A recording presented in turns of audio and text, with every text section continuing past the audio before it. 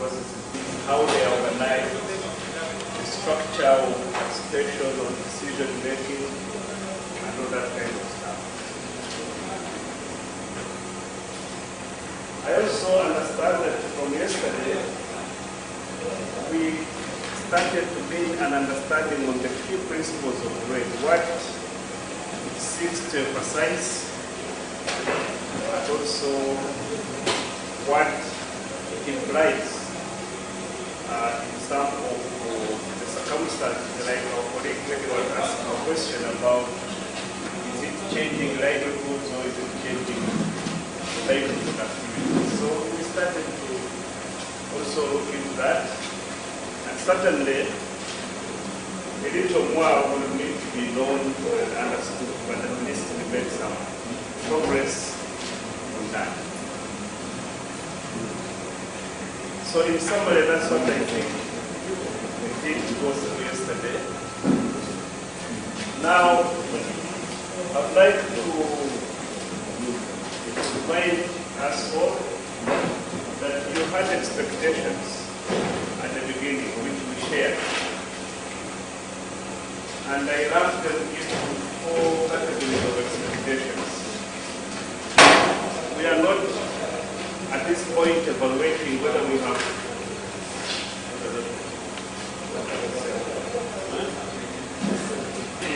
whether we have met our expectations or not. I would like us to look at them and determine whether we are moving towards meeting our expectations. First of all, some of you said you wanted to know more about RED, and you did start appraising yourselves. Have I known a little more than I did at the beginning? Some of you said you expect to have the capacity to understand more on how to apply RED in your work. Again, I challenge you, start thinking, if we stopped now, would you be stranded on the door there, or you can go and do something, or start doing something? Come end of today, you'll be commissioned change agents. I hope they will be commissioning ceremony for that. Again, the question I would like us to start thinking about, are we starting to get change agents getting ready?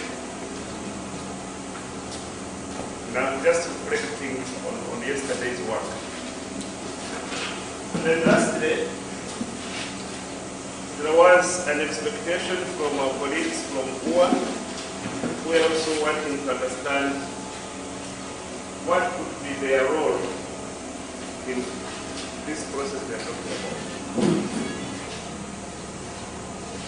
What we have prepared is that we will try to understand some of the practical steps or tools or methods that we ought to go and apply. And 5 tools are going to be elaborated, as I'm told here. One is about communication and outreach. I will explain this in detail. Another one is about consultations and participation.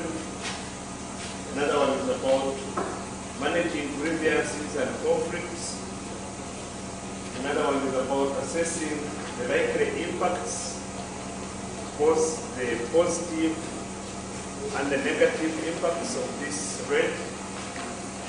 And also we'll look at how to set up pilot project activities of RED. If you reflect on what I did mention yesterday and to make reference to the booklet you have, you will note that the tools are many. So possibly we will not cover all of them here. This is an introduction. But if the decision is taken to proceed with the RED, then most likely another dose of these tools may be required. Okay? So to complete the preparation. When we finish going through those, we think we should finish maybe before lunch, probably in the next 2 hours or so. Then we shall engage in assessing the opportunities and issues for RED in Buliisa. This is where I will sit down and you'll all stand up with the one who's talking. Okay?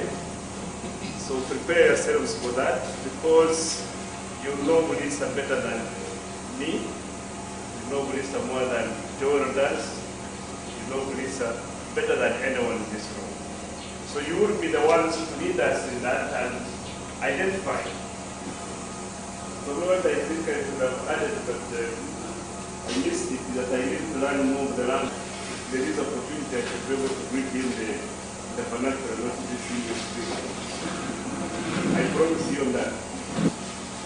That you will be expected to apply or utilize when you go out to deal with this thing called back and forth.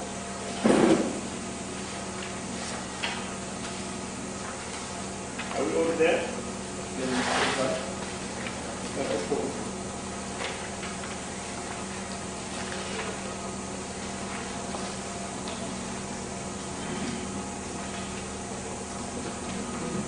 So you will note, since we started yesterday,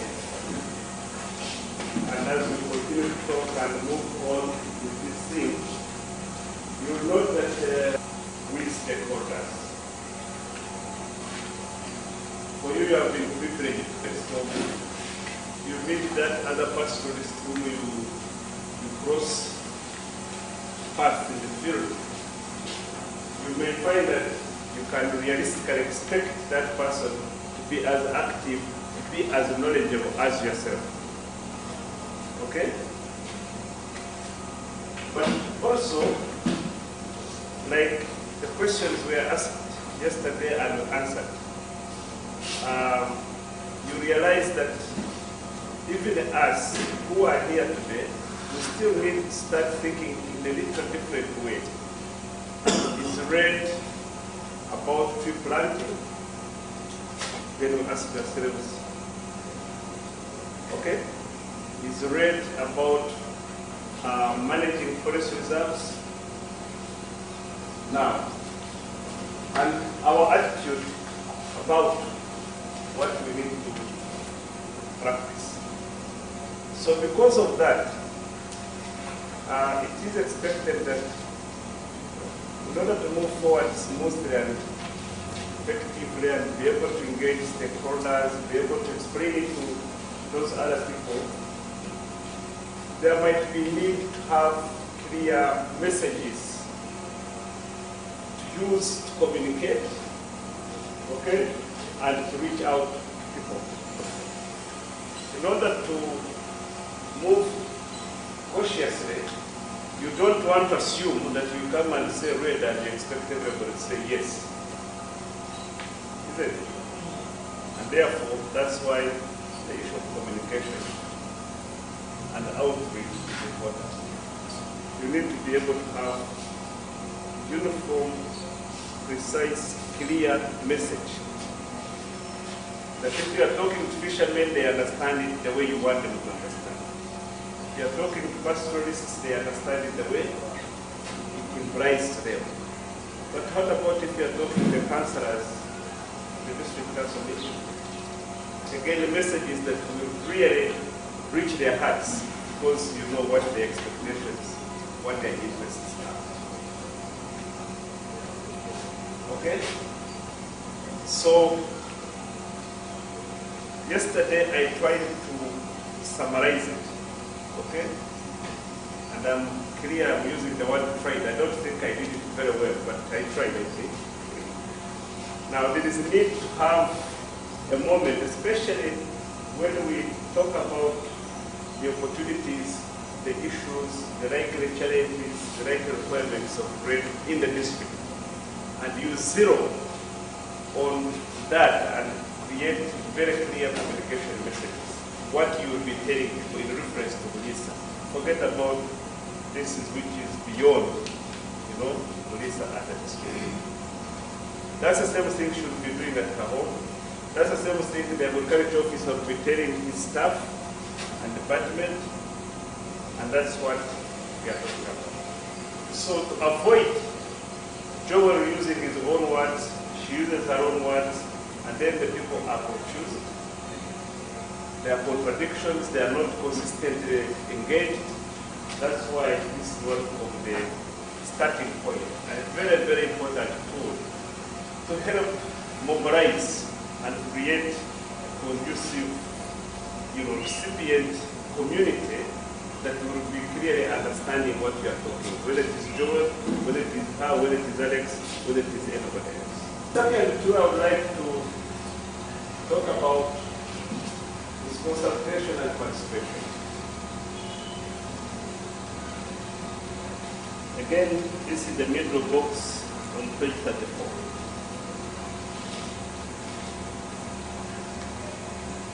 I want to start by looking at it from the national level perspective.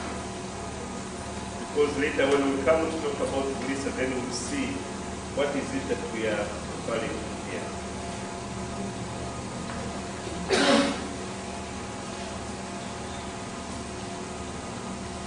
The reason for thinking about a clear process to make consultations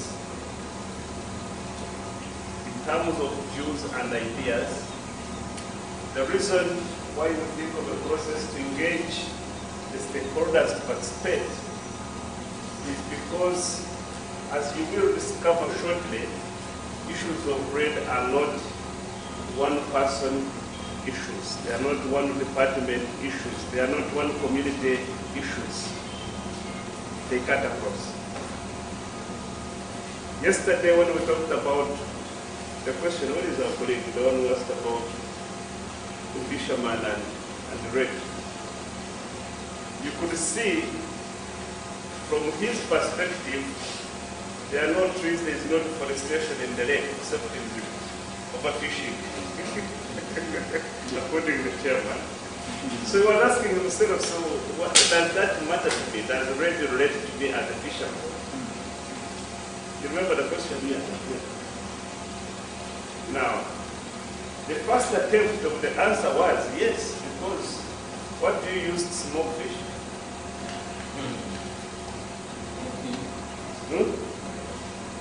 What do they use? And the firewood, anything different from a tree or wood? Right.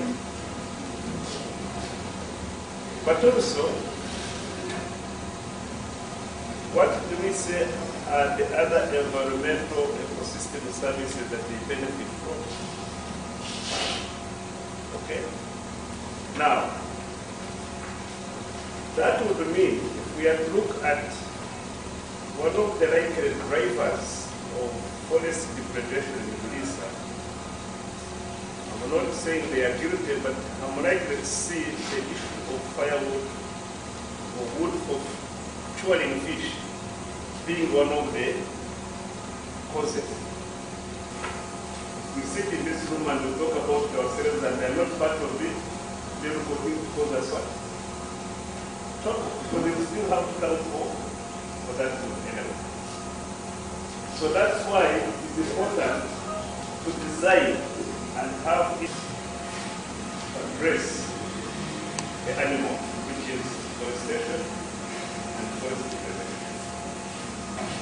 Am I clear? Firstly, this is more at the national level, but the participation and the consultation will help identify priority issues that really make a difference, not only to our own livelihoods and benefits, but the general environment and the improvements we'd like to see in addressing this issue of climate change. But by participation and consultation, you're basically avoiding taking responsibility alone and you're spreading participation. And that's what some of you in the NGOs and civil society, you like to use governance. Are we part of this thing? Are people mobilized enough? Are they part of this thing? Or it's being thrown to us and we don't even own it, we don't even understand it. So that's why it is important that as we move forward, later when we identify what can be done, then we do realize at that point that there will be need for consultation, sensitization, mobilize people to participate. But in order to move on that in a systematic way, in a uniform way, in a clear way, we may need some clear description of how do we approach it. But because sometimes we do, I mean, we don't going for celebration meetings, we are consulted, yeah. Then it is reported we have participated. Maybe those people who take us through those consultations have had, no doubt, they prepare themselves. Now, since you are the ones now going through, you realize, oh, we need to invite so and so, you get what I mean. So, it's a risk. Of telling you this and missing something else.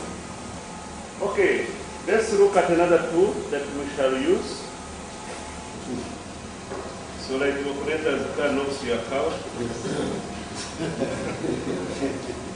I thought what happened is that the cow will get damaged and the cow may die and that's all. But as you say, to him, you have set a previous between him and you. Yes, please. Misunderstanding of the sources. Misunderstanding. Yes, that misunderstanding could be grievous according to him. What about conflict? With my little knowledge, a misunderstanding and a lot of borrowing. Misunderstanding and Borrowing in the group. By the time you realize after there was a grievance, it's already conflict.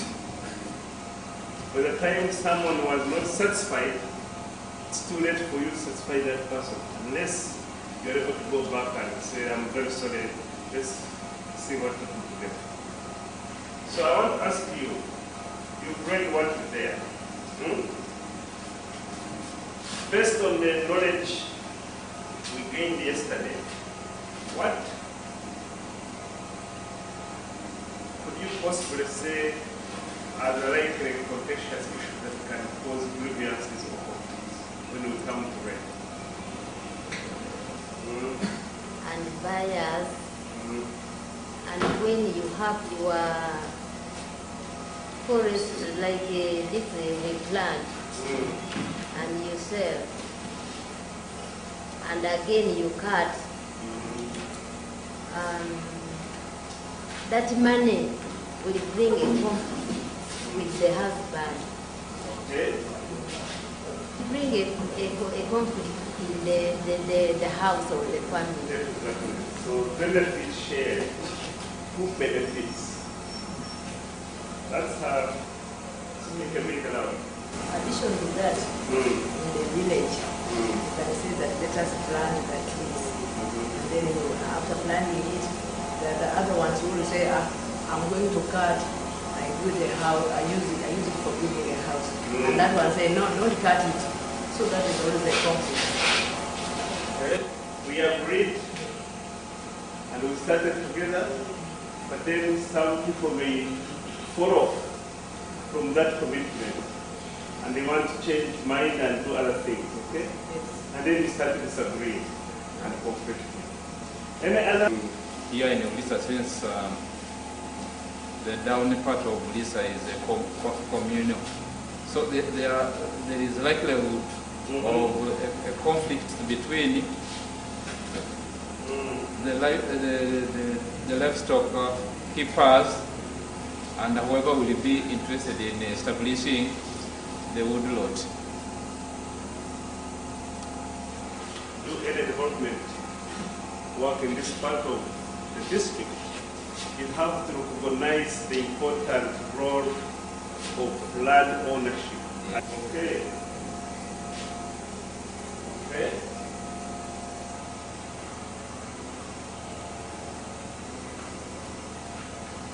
So I'd like to suggest that we use these two examples in order to understand why this tool is important.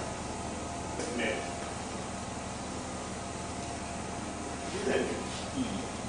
It's not just an activity you're going to do and then you know by next week you have accomplished and it's done.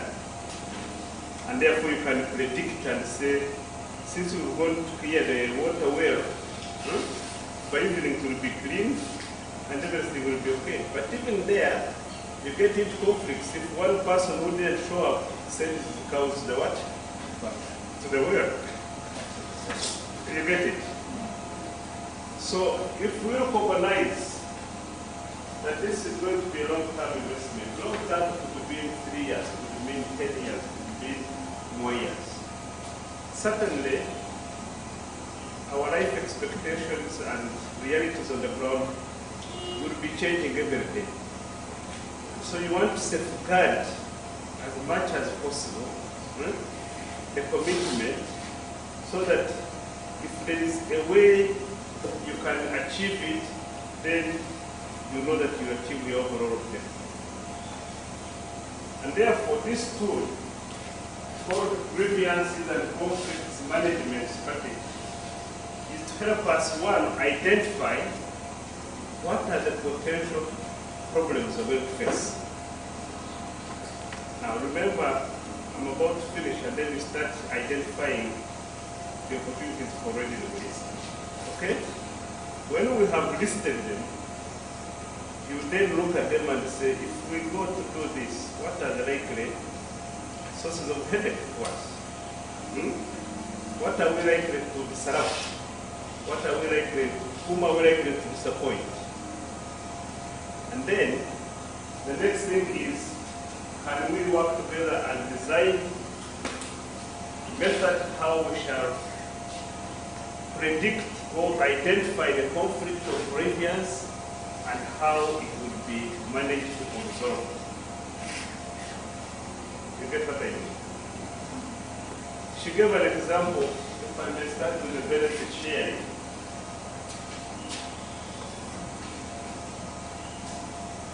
So if at the community or a group of households and agree, say, let's put together a woodlot amongst we neighbors, okay? And you are looking at that future time when someone is going to reward you for having that woodlot. You need to start thinking, what will be the formula for sharing whatever little we shall get? You get what I mean? Before that money comes, who amongst us will be negotiating for the price? So that when it is done, everybody feels happy because yes, we said Alex is going to be our what? Our negotiator. Because that's how simple the satisfactions build up into conflicts. And then the next thing you wake up, you find the trees have been cut down by one of you because you have disagreed. You understand? So that's the importance of this tool. It may sound like it's too much, but I'm using the simplest examples. I'm hoping that you are getting the message clear. Now you can imagine if, for instance, the National Forest Authority designates Budongo as a project for RED, Budongo Forest, and there are going to be benefits. But they come at a cost because they're going to say, we're going to stop this from being a forest use because if we allow this, we lose out on the objective of having Budongo Forest and RED project. It means Alex, who was going in and collecting firewood, I'm just using an example. I've lost a livelihood opportunity. This is, and yet I hear you're going to get money. So So I'm going to ask myself as Alex, what am I benefiting from this? Now, a system of capturing that and working on how to resolve it would be needed before even saying Budong is going to be a project site already. While I was following, I realized that there is something that is needed to support this rule, and that is, for example, the focal point. Has it been in position to set the standards for RED? That if I'm going to participate in RED, these are the guidelines I should follow. For example, I can give an example. For example, how big or what should be the minimum size of land, the way maybe it is with SDGs. And the other thing that it could bring out is if I've planted a forest, a plantation, a woodlot, and it is under RED, am I allowed to carry out the silvicultural practices like pruning or thinning, so that through that the social bit of it is catered for? Like, for example, I can use the thinnings and the prunings as my firewood. So we are still not yet clear how this RED, what are the requirements that you have stated, or that are required for someone to take up RED. For example, when I put my woodlot under RED, does it mean other activities have to stop, or we are still assuming that probably that is how it will run? Does it give a provision for example, if NFA Budong was under RED, are the people who are collecting fruits allowed to enter and collect the fruits? What about those that need climbers? The people that are interested in making handcraft materials? So what are those requirements? What are the standards? I think you are basically assuring the people you invited that you're also here learning. So they will respect you for that, even where you may not fulfill the expectations when they're asking questions. So let's learn together. The questions you're asking are important. But those are the questions this tool seeks to address. So there's no statement saying this is what it is. But let me clarify it this way.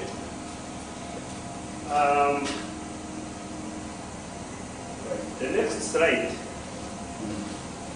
we will talk about how to set up a RED demonstration activity. Okay? And when we talk about that, I will answer the question you asked, are there rules and guidelines already described? When we talk about interventions to address deforestation, to address forest cultivation, to address drivers of deforestation and forest degradation in Buliisa, what are the likely interventions that come in your mind? Because that's what we are going to discuss after the next 30 minutes. Yeah. Just think, what are the likely interventions? Yes, please. Promote agroforestry. Food crops, Integrating the crops. agroforestry, Also the land boundaries of their lands. Boundary planting. Degraded the forests. which category of forests? These are forests. These are gazetted forests. Okay, that have forest been- reserves. These three examples, and we assess what are the likely consequences from environment, from social, from economic point of view. You get what I mean? And you'll see how simple it is. We don't have to worry about asking Alex to come back to Buliisa for this. If we took number one, what are the likely environmental consequences, Joel? The proposal here. trees on privately owned land, whether it is a woodlot or whether it is trees on the farm, whether they are boundary markers, what are the likely consequences? The positive ones. I don't know. Just tell me. Just tell the consequence. We shall be now tell whether that is positive or The microclimate.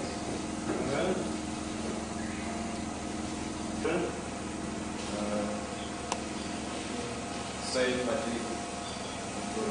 But some of them may be cellulose. Right? Any other? I was saying something. Issues of deforestation and forest preservation. One of them would tree planting on private owned land. But it's not different from reforestation on forest land. It's the same, except here, the land ownership is the one which now brings the difference. And then he's saying to him, it will result into these three benefits.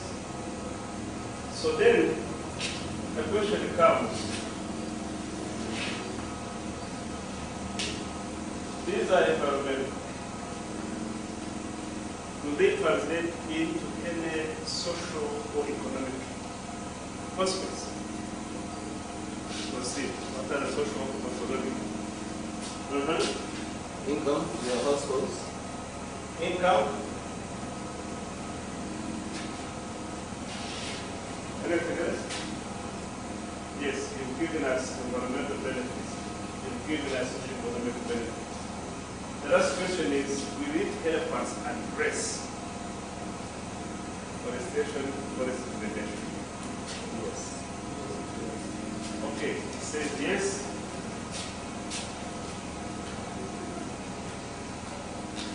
So that means you come back here and put a tick and say this is a relevant intervention.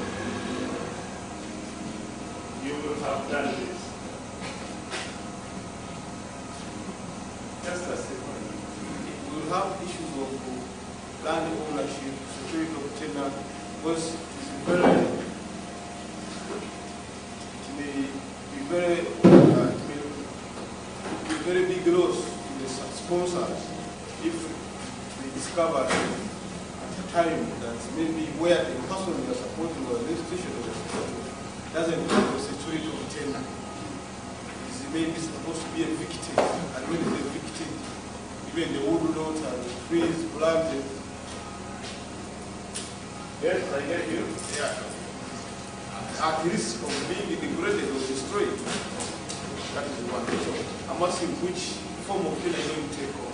Are you going to adopt the existing land ownership in different places? Or you, since we are dealing with foreign donors who are always strict on titles as well, the form what they're going to look at. And then another issue is about planting. You're saying planting of trees. You're encouraging planting, which is very good. But I'm also looking at those persons who have their forests, who have their trees, and they may not need to plant, but they're also contributing towards the objective. They're also absorbing carbon. Now, somebody who wants money may be tempted to cut the trees so that they can plant. So we may look at what about those who may not plant but they have roots and they have forests? And why can't you also take them out? Have you catered for them in some other way?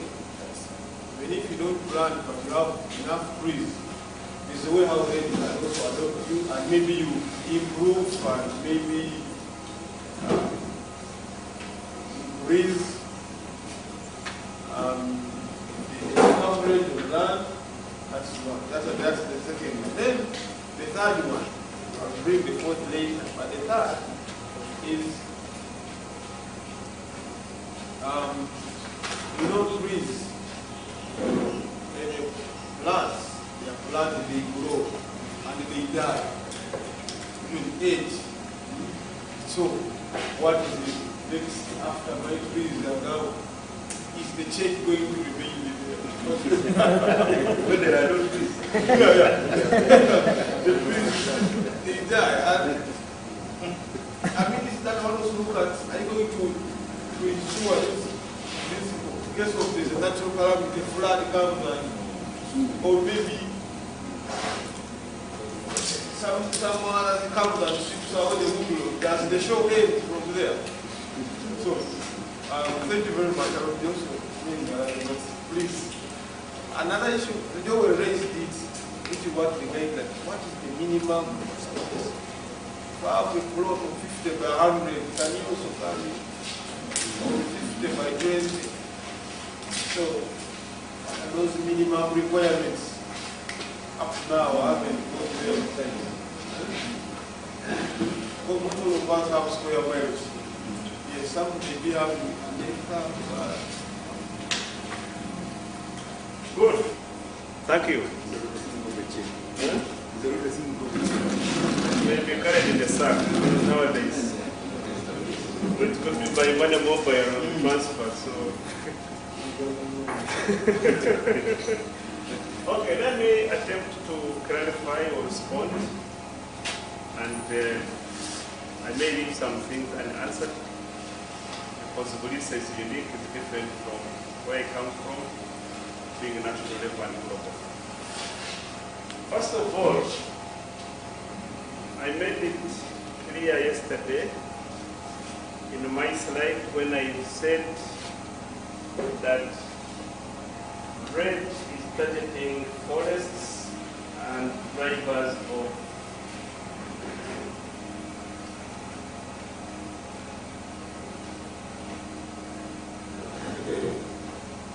in the context of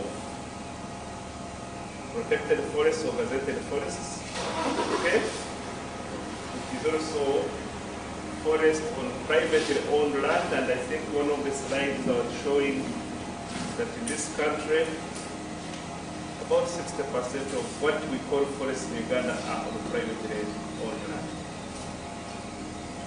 So automatically that tells you that some of the players will be government institutions, be it central government institutions like HUA or LFA, districts because of the forest, local forest reserve mandate, but also the private landowners in that context.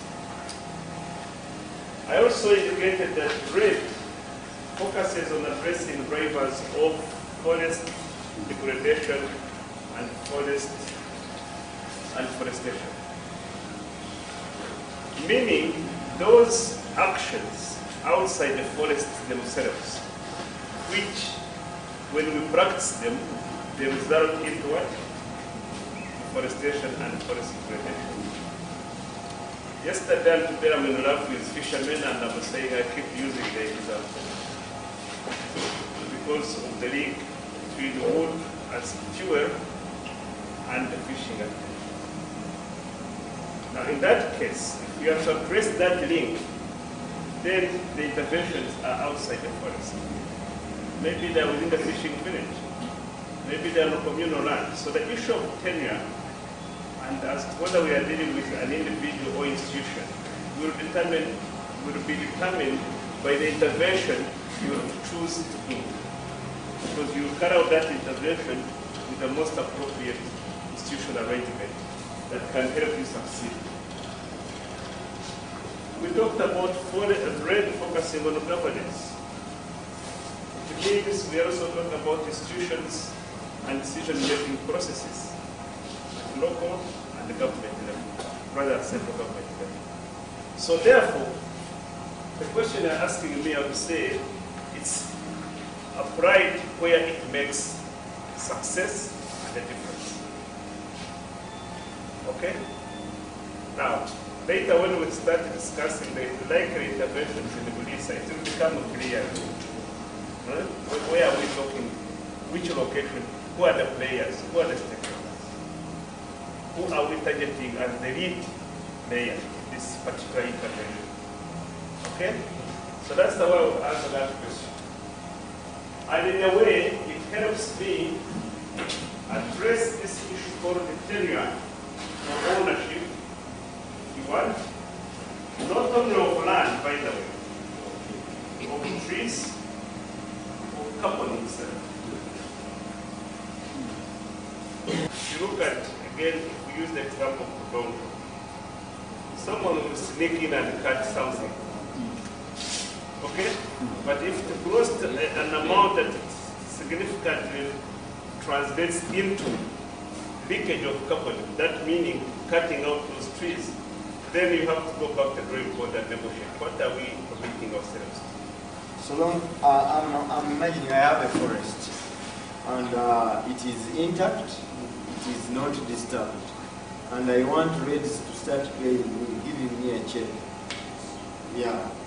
What happens? I don't even have any gaps to replace. It is intact. Slide about baseline.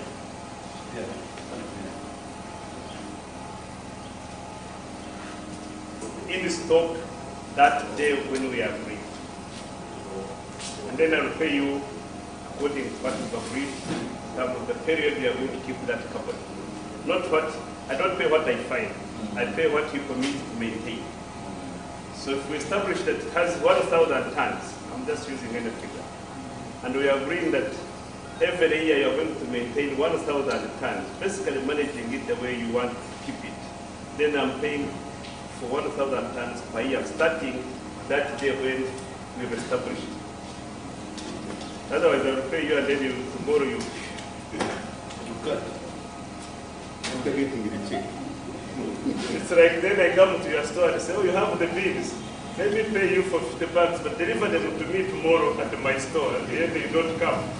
Then I start chasing you for supplying air or receiving money by false pretense.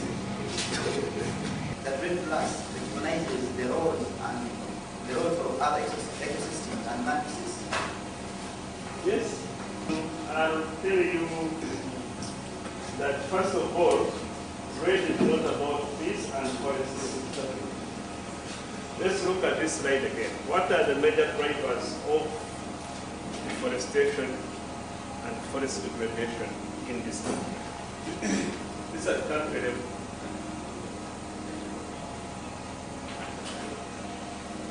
People in that form of subsistence form of agriculture. There is increasing demand for forest resources, whether it is timber or wood or grass or minerals. There are many things in the forest that is. They are saying human capacity to manage sustainable places. They are the causes, but the actual drivers we see, the physical ones, is the agricultural expansion in forest land, is energy use, charcoal, firewood, timber, whatever. Is livestock grazing, is timber production, is human sector. National level. So how does RED come in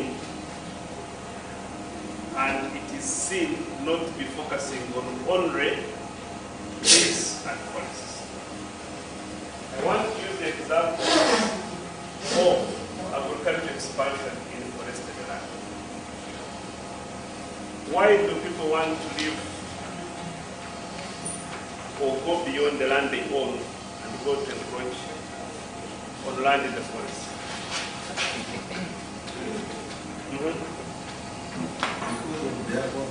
The land they own might have been exhausted.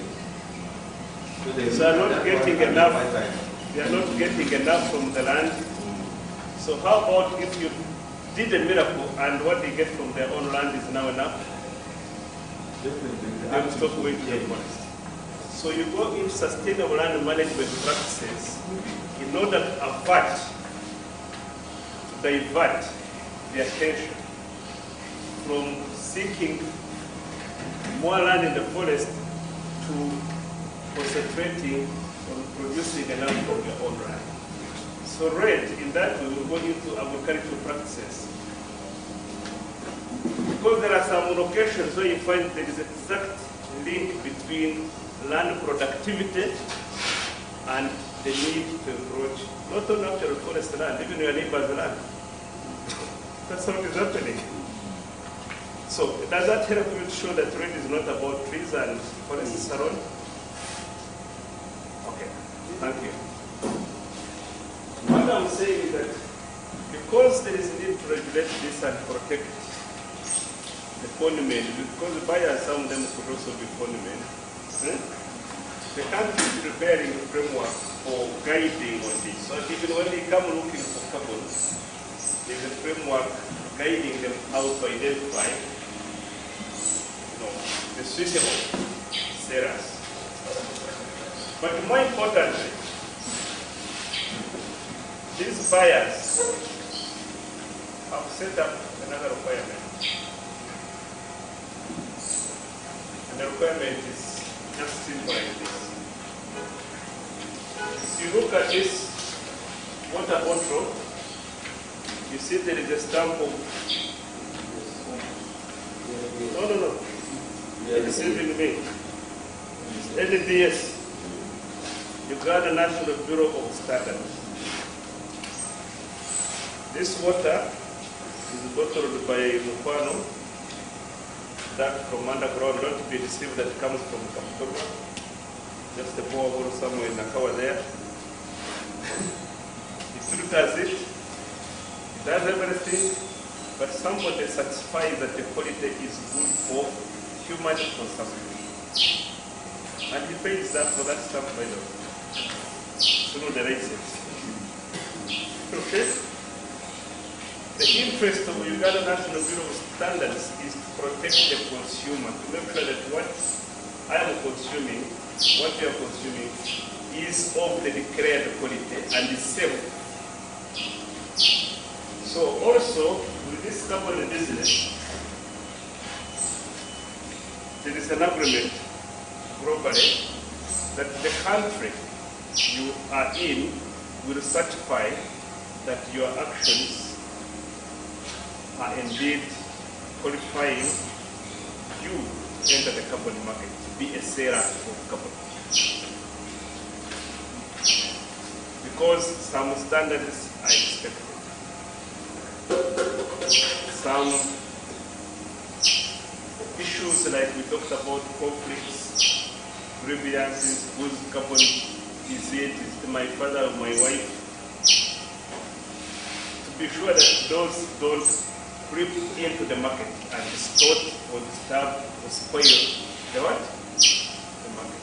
So for all those qualified, there's going to be a requirement for the national focal point for RED to recommend and say, we know that is a good thing, is free, it's on the market.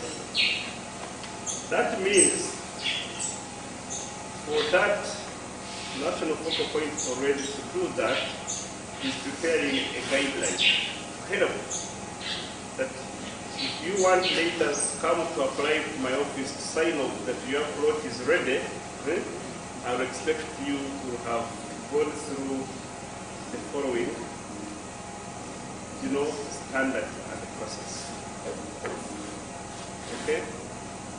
Even those who already have the trees living, forests, including whether they belong to NFA or UA, there have to be some kind of certification that, for instance, by UA saying the part of, what is that forest after Masisi? Okay, the northern part of Budo, which is within the park, can you Pabili. For instance, for UA say, we want to offer this sector of Pabili in the market.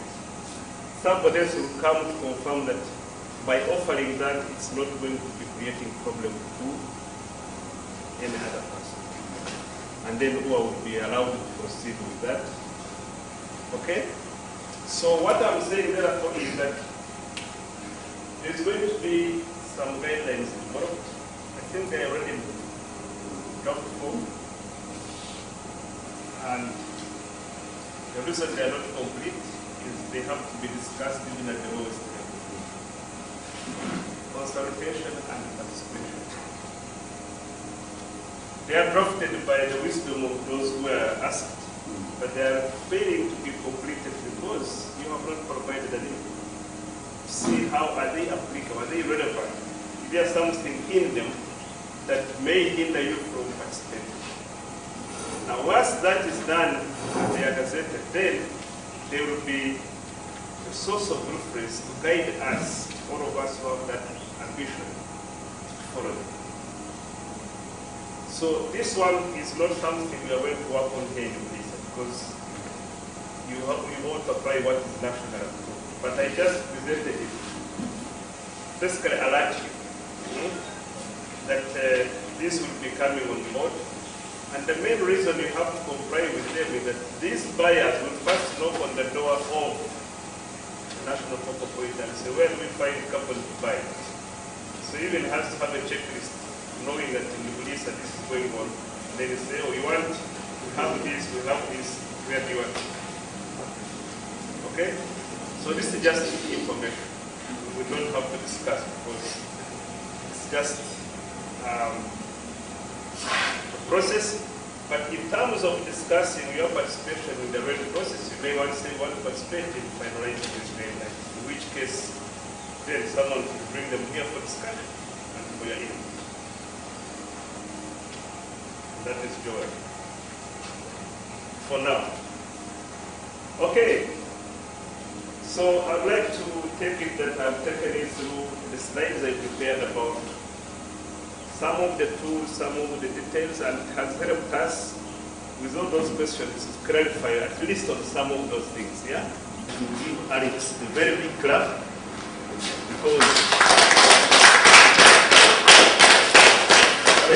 he's actually going to request you to contribute more, like you remember when you were in school, where children did like this, and they gave the answers. So we are going to be raising issues, and you will be giving us the answers. Now we have already done the icebreaker that him and me, we are not born in Ulisa. We don't know much about Ulisa. You know Ulisa far, far better than all of us. So for us, and Joel actually is also not from there. What you tell us is what will be right. And feel free to disagree. Don't feel like, no. Feel free to disagree. At the end of it, we will come to consensus. Because that's when we are able to know, is this okay? It was implying that you are going to take these ideas and change, try to see whether we can change the attitude and lifestyle of the people. Have you seen that? When people were saying, but I think this RED is on trees only. And we were saying, no. Now we are not going to be there. You are the one going to say, RED has a plus, and the plus goes beyond the RED itself. It goes down into agriculture. It goes down into energy. It goes down into the others. So you are our representative, and that's why I want to participate and say, understand it so well, so that when the guys who are giving us the money please decide, you will be the one talking. Are you aware? For us, we shall be standing down with these other guys, and we want to see whether the change agent understood the RED and is explaining it to the people. Having said that, what Alex has put here is a guideline. Okay? I've said he has not been in Ulisa for so much, and so don't mainly say these are the issues. He pointed out the issues in Ulisa. No. The people in Ulisa know more issues than this. But it is going to help us to know, are we on the right track? Do we, for example, if you go to the beginning of that and say, designating the focal point and coordinator, you could say one is enough, but you could say we need both. So from that point, I want you to do the thinking. Do the thinking, be able to agree. And the point that also needs to come out clearly is that the RED in Mbarara, the RED in Karamoja, the road in Arua will not be the road in Bulisa. Are we together? If I tell you from the district I come from, we have natural forests. But here, very many. But here you see, you have all these other natural forests. When you drive around, this is the main tree that I seem to see doing very well and grows to bigger size. So we can look at what they are doing, but the road in Bulisa will be calculated on a different arrangement with the one. So when we are saying that the buyers are going to be different, yes, the negotiations are going to be different. It is simply because the environment is different, but we need to prepare ourselves and be able to come to that. So let's use this guideline and add in, okay? And the first bullet we have there is designing a focal point and coordinator for Bulisa. Does that make sense to you? Okay.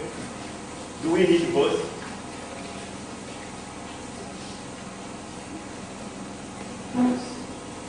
Or we could even add a third one.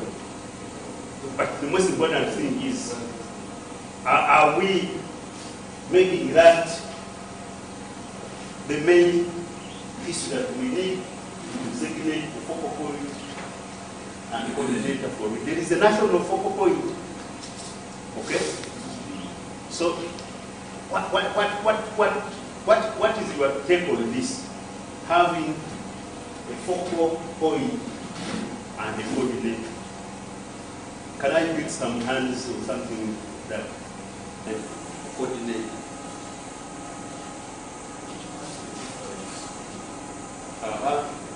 Asking the question, what is the difference? And I still want the answer from you. Can someone who have got it make that distinction clear? Yes. Focal point, I think here we will refer to what are we making in looking at. There is a project selected, which project is being looked at as Bulisa. Then we coordinate who is that person you think that can go forth with that project in terms of implementation, in terms of enhancing the knowledge. Yes. Okay. So you can see the distance. You can see the distance. Does that make it? Does it make it a little bit narrow?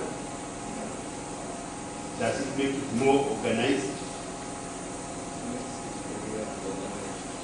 You see? Focal point, according to me, is the area of allocation. Yes. Where that person can be goes. Can I take that as a consensus? I see that man still thinking a lot. Excuse me. Yeah. Now, to thinking about the focal point. One is suspecting that it's a location where the office will be and where the coordinator can coordinate his or her needs. Then others are saying that focal point are areas of need which project one can take. So clarify more on that so that we in your understanding. In my understanding, yes. The focal point, I think, okay, let me use the word I think. Yes, I think it's the location of the office. Yes. Where official, let's say, judgments and whatever, yes, and be there and where the coordinator can see. So to me, I support both there, the coordinator and okay. That the focal point is an office, okay, an institution, and a body, an organization, where the issues of rent for Bulisa reaches, okay? And then the coordinator is the person who coordinates the change agents, the tree planting, and also with us in Kampala, because that person we shall be communicating with him, we shall have his telephone number. Okay? Isn't that really what it means? Okay? He raised the issue, but you see, you need to put that into consideration. I don't want us to say who should be the focal point. I don't know whether Alex had that in mind, that by the end of this meeting we should be able to say the focal point should be this place and the whatever. Yes. Chris, my expectation is that we are going into that formation of whatever, because we haven't even discussed what are the description of the functions. But if you say we'll need somebody to coordinate us, we need to have a focal point where we can all meet and be coordinated. That's sufficient for today. Then someone can work out the details and then you can meet again. Yeah. Say who is suited to help us out. Who is willing, because we make choose Alex and say, sorry, I'm not willing. So I think that is very clear. The consensus is we shall have a focal point and a coordinator. Alex, Joel, number one, we think we can give it a tick. Now, okay, remember one of the we go to page what? Where we had strategy. We start by defining ourselves. Who are these stakeholders? And I prefer that we list them up. Who are the stakeholders in me? We have our instructors now, also stakeholders. Then we have the change agents. Yes. Then we have the community at the ground. Yes. Also, those are stakeholders. Okay, and other technical people, but to me, those are the stakeholders. Okay. Can someone supplement that? Yes. Of course, you are including buyers among the stakeholders. Even those other organizations that were talked about. Which ones now? The ones that are the UNBS of RED. Yes. Those are all stakeholders. Yeah, but I want a bigger list. Yes? I think we can also, since there are some government parastatals that are so much engaged in issues, Parastatals, can you mention? Are you talking about UA or? NFA, UA, those are also big stakeholders. Yes. That's what I wanted To clarify that the list of stakeholders would continue to grow and shrink, especially once you've identified the framers and interventions you want to work on. Because that's when you know exactly who is the most appropriate institution or player must work with. So we could conclude it by saying multi-stakeholders, multiple. And this list is endless, but it can also remove, as you were saying, if they are not interested, if they don't have a best answer. How do you visit Bugoiko for a consultation and participation, whatever? And the LC1 has gathered the people, and you have talked to them. But after 2 hours talking, okay, I can confidently say that I have not wasted my fuel to come to Kampala from Kampala to here. Because everybody can come and do like this. I talk. After talking, I say, any question? No harm. And then I say, give them a soda. And then they do. Have I achieved what I want? No. No. Where is the problem? There was no plan. get it? It's not a question of coming here and saying, I'm here. No, there must be a plan where you know that once I have talked, I will weigh my success through this means. You get it? Yes.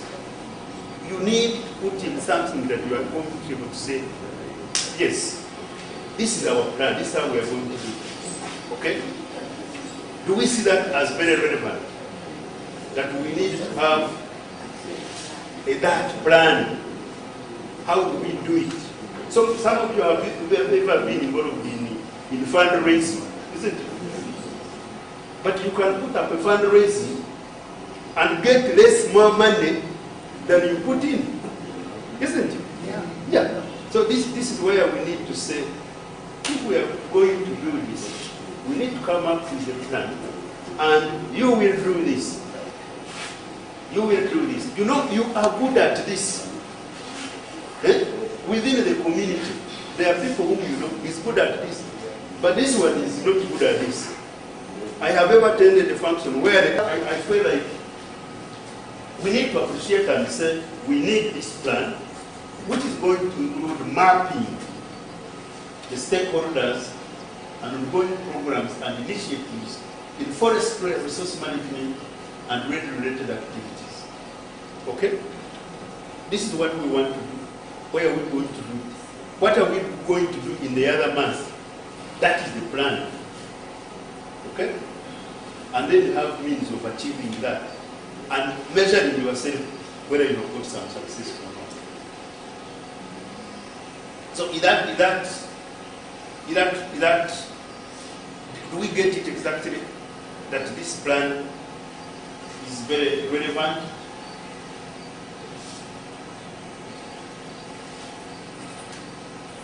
Yes. Yes, my concern here is who makes this plan. Good. Yeah. Because it involves stakeholders, consultation, and participatory plan, not action plan. You need to consult with them to find what they want to do and who will do what. So it involves two activities. First of all, you identify the stakeholders, you engage them, and then the output is the plan, what they are going to do next.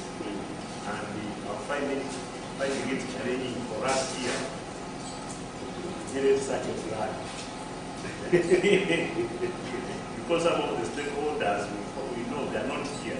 Yes. So, as we appreciate the fact that the plan is very important, but you know what, the actual plan may not be generated from here. Until the stakeholders are identified, and then they get awareness about the and then they share the responsibility how they spread out the information. Yeah, he's raising a very important question is, where does this plan come from? Definitely the plan can't come from Kampala. Yeah, but he had Amma. You say a very good thing. Who is responsible for this plan? Of course, you can't really tell them the plan is responsible because even whoever is here is a stakeholder. Yeah. And for me, I would look at what is involved in this plan, what expectations, like whoever is bringing in really has expectations. The people you're talking to have expectations. So I think if you look at all of that, the plan can really be generated. But we have identified sort of the responsibility of coming up with that plan, okay? And then, of course, as the map is first of all showing where they are, the stakeholders. We have one in Bulisa, we have one in Bulisa, we have one in Biso, we have some on the other side, and then this kind of question so that you know where they are. We want to go to the communication. Now, I'm not a communication expert, but I want to tell you that one of the biggest weaknesses that we have is communication. Okay? let's imagine, because whoever is here is representing, this is just a sample. Yeah. Yeah, sample from MUA, sample from whoever it is from. Yeah. So, me I would say that if communication is to be better, there should be at least someone still there. We should at least design a monitoring system of what is communicated to the people. Yes. Because perceptions are different. And if I add something from WPS concerning Museveni, by the time I get on my mind, add something or deduct something. Yes. So, if there is at least a monitoring system, and of course monitoring is simple, because if at all these people come and they are saying this is what we heard about it and we love to start, of course you will hear what they perceive. So I think the coordinator will be elected or done. Okay. Let's start by mobile phones. Mobile phones. Yeah. We put announcements over the media. Yes. And then there is verbal message from Yes. an individual to another. Yes. Don't you have, yes, Madam, yes? Uh-huh. Yes. Now, that one, when Alex was talking about it, I was, hey, I can see a lot of grievances and conflicts. You know what came to my mind at first? I have planted my 2 acres of red. The neighbors, goats and cows, have come and they have finished. I even bought the seedlings. Each seedling might have been like 2,000. Now, I don't have any trees. Eh? The guy will get his panga and move towards the house. But I don't want to exaggerate. I want you to note that grievances and conflicts will automatically come. So let's give it a priority and say, that red, I'm sick of red. You will get those people saying, I don't know why you went there, they brainwashed you. So be prepared to meet those negativities. And we need to put in a strategy. Okay?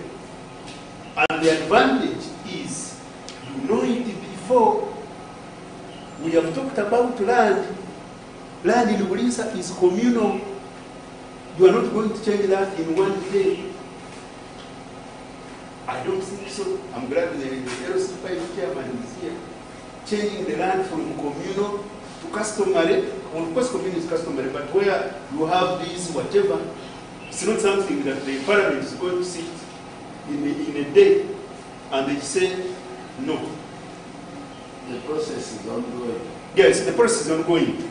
So we can use that as the basement. Okay? Yeah, at least there is some light at the end of the tunnel that we can be able now to say that since this red is not yet on the ground yet, and this process is going, we can probably participate in making sure that the land does not remain the stone issue as it has been. Okay? Because in the area where I come from, people have got their land and they have fenced. Okay? Everybody is around fence. So your cows can never. If your cows step on my land, that's a fight. And there is no question about it. You pay for my maize. By cutting them? By cutting them. At night? Anytime. During the day? Almost at night. At night. Morning, most time you make that night. Yes. What other, yes? Yeah, even the animals can pick up the... Yes. The seedlings. Okay. Then they lose all of them. Most of the issues with naturally. My base expecting this fair price. Yes. But then the buyer comes here to our disappointment. Yes. Gives what was not expecting. So captured price. Is it the selling price? Yeah. Yet the trees, you cannot cut them down. Yes. So that's your greed. You are having lost the land or other. Yes. Yeah? Where we've counted this amount of carbon 2 tons, and after we've given you the check, the following week, you've cut 30 trees and you've sold them for timber. Are you getting it? And then someone has reported that we've come back, we found that the trees are not there. So that is another terrible conflict that you could even be made to pay a fine. Yes. We've come up with the potential grievances, but we want now to see how we can package that and be able to come up with designing a grievances and conflict management strategy that will address all this. Okay? And it's good to point them earlier, like we've done, so that you don't now say that I planted trees, my husband took up the money, and now I'm going to, now that he's sending me away, let me first cut all the trees before you go. Once we break those strategies. So how do we do it? You want to give it to the focal point, the change agent? Because I feel that we can be able to say, this is how we, that's the best way to do it. Grievances and conflicts. We've already said we've alienated this, but how do we develop a strategy to address that? Yeah. Okay. To me, a change agent of that area should be closer to those the family, so that they are sensitized in case of the project itself. It should not be done.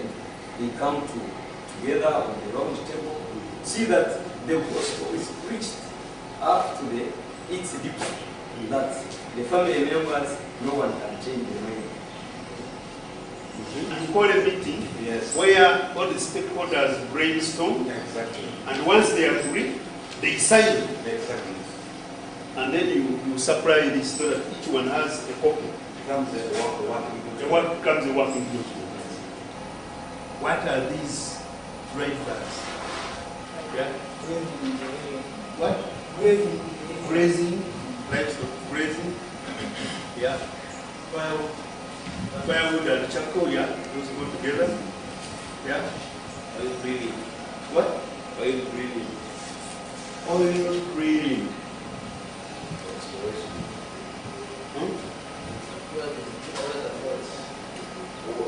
For instance, I think what he's trying to mean, when they discovered an oil well, they clear the vegetation so as to allow the mining.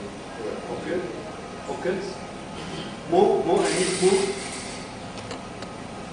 Yes?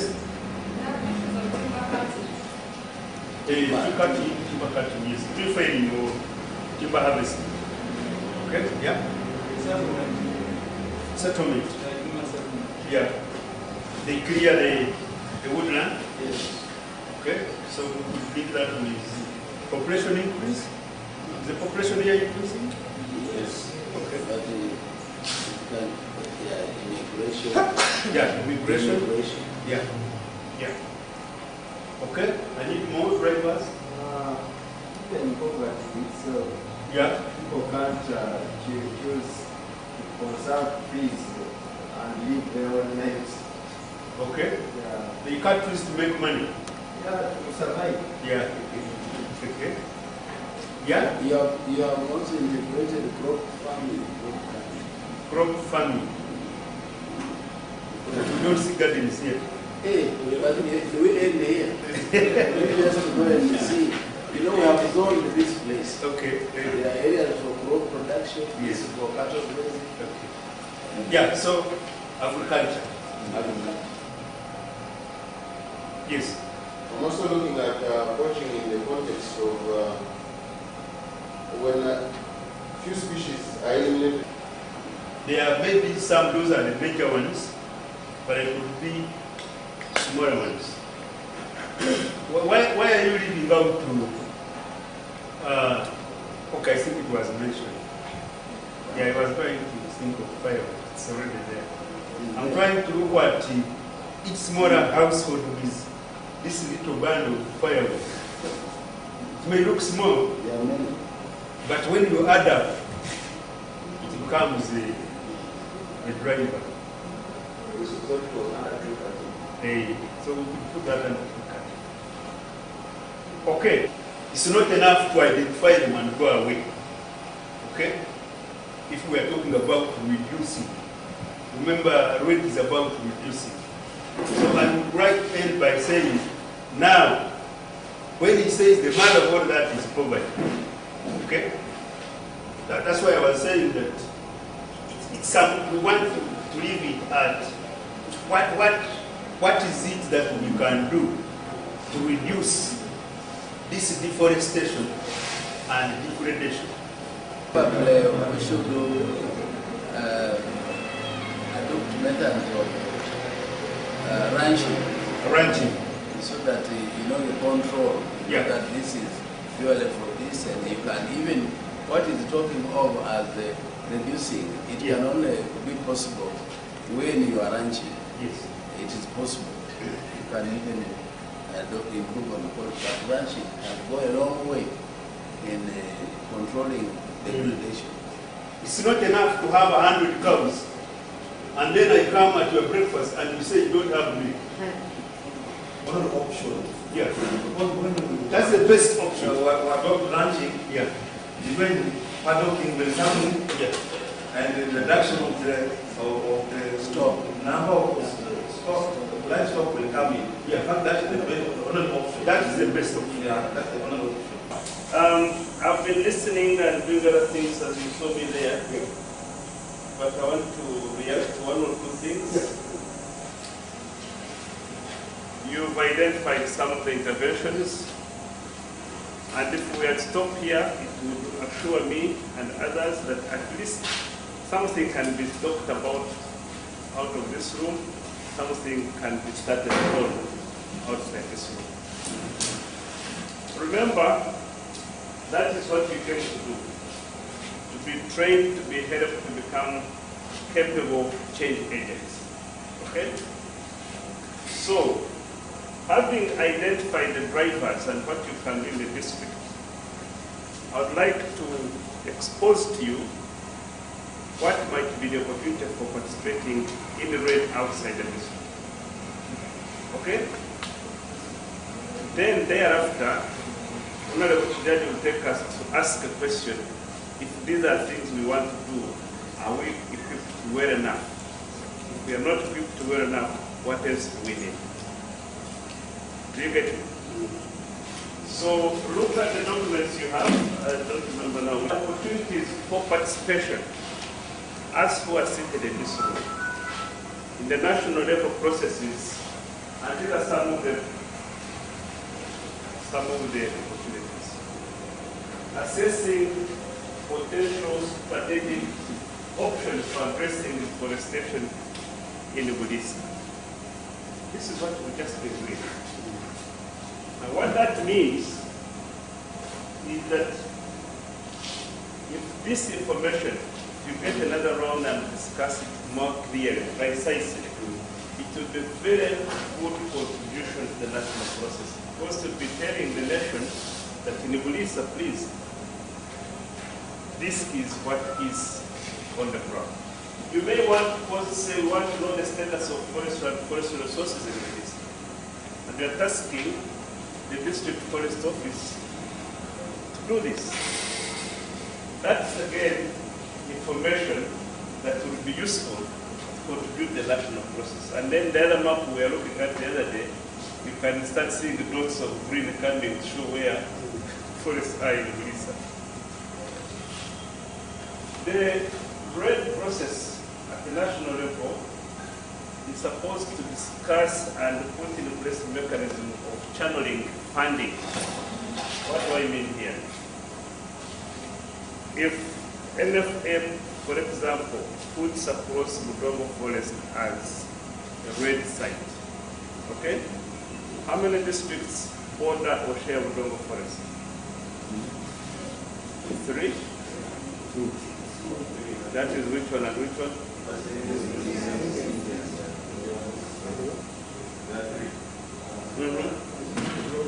Lungu has become a ready site, and some funding as an incentive to give it as a store for carbon comes through. I would imagine we would need a meeting of the 3 districts together with the central government to discuss and agree how to benefit from that fund, isn't it? So that's what is made under C, that there is supposed to be a mechanism of how to do that. You have to do all those nice things. Are you ready? Do you have all you need? If not, what are the gaps? What do you feel? Critically, you feel you need as a team, as change agents, as a district, to be able to move to the next step, to start implementation. Let me use one example. If we say you want to assess the strategic options for addressing deforestation and forest degradation, you started on this with his help after lunch. Some of those who are dozing like me may have missed something. What could we do? Huh? The only punishment is you missed the information. Now, even in that discussion, the ideas will be generated. If you were to conclude them and have them as concrete ideas on what should be done to address deforestation and forest degradation to Lisa, is there anything you feel you need to be able to do well? What has actually, what I'm supposed to cover, you have really covered since we came. You know, Lisa is a very unique district, surrounded by resources, as you are saying, Udongo, Murchison Falls, and River Nile on the other side, the Lake Albert, now inside here the oil. So you really are surrounded by resources, and I think UWS did the best choice to choose Lisa because you need to be supported, and I'm happy about the way the focal point officials were, the change agents were appointed or were selected, because you have participated, you understand your issues, and most of your stakeholders around you like UWA and all the others are here, the district is here. So I'm sure this program will be very, very successful.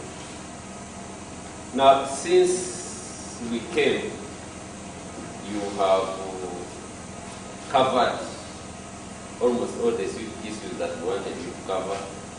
Understanding RED, I'm sure now you understand what RED is. RED Plus, its principles and tools have been given to you. The RED process in Uganda has been covered. Assessing opportunities, issues for RED in Brisa, I've covered them because when you had Dr. Chris, I was listening and you really brought out the issues yourself.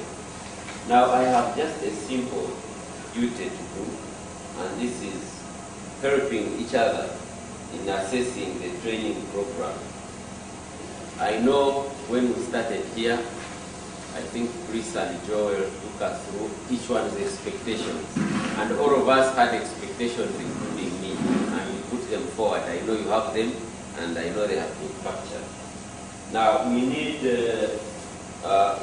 we are going to look at the deliverables which have been gone through, and we will also identify further training needs which you need in the areas. And most of these, you asked questions, you were given answers. In most cases, you gave answers, and we had a very important person here who was capturing all these issues, and this was Joel. So I'm going to ask Joel to take you through the assessing of the training program that we have gone through, and then help you to identify most of the things you have brought out, the further training needs that you will need in this great process. Glad that we are coming to the end of this training, the 2 days training. Alex has given us a few guidelines on how we can make a capacity needs assessment. And maybe I'll go straight into that and see whether we can follow it. But there are certain things that you suggested as we were doing the discussions, and I was noting them. So even if you don't mention them now, I'll be able to fill them in because I already know some of the things that you mentioned. But from the general perspective about the rate training, for example, realize that one of the areas of intervention is the assessing the potential strategic opportunities for addressing deforestation and forest degradation. In other words, we want to find out what strategies or what options do we have for us to address the drivers. That first thing is mainly talking about the drivers of forest deforestation and forest degradation. And these are things that we've been going through with Dr. Chris later. But if you have any other additions, put them forward. In other words, in a Bulisa situation, how best do we address the options for us to be able to control the drivers of deforestation and forest degradation? Because that is what RED is all about. And we've been warned to be keen to always put our focus on this thing called RED, so that we understand it fully and be able to progress and participate as a national process. So are there any suggestions that we still need to put up? FA, okay? But the guy who is going to get the money, the guy who the incentive is going, is another guy. You may find that he can rubbish the document that you sent. So I thought we would be able to say, first and foremost, who is interested in this? Can we think about, apart from tree planting, fishing? Yes, Mr. Tom. Valley dams. Valley dams. Because of the grazing and letting animals moving. Degradation of the land. Yeah, we already see the link. In other words, what we want to show is that certain things we can even mention them and you wonder, how does it relate to RED? And just try to explain it. Like, for example, in Bulisa, you'll agree with me that it is normal for a cow to spend 3 days without water, isn't it? Joram is opposing. But there are people that have interacted with me and they tell me, for me, my animals can spend 3 days without water. You see? And one of the challenges is that we are keeping large herds of water, so we are not able to get enough water for them. And so it requires us to move long distances to maybe to Lake Albert and be able to get the water. So you see how his point now relates into RED.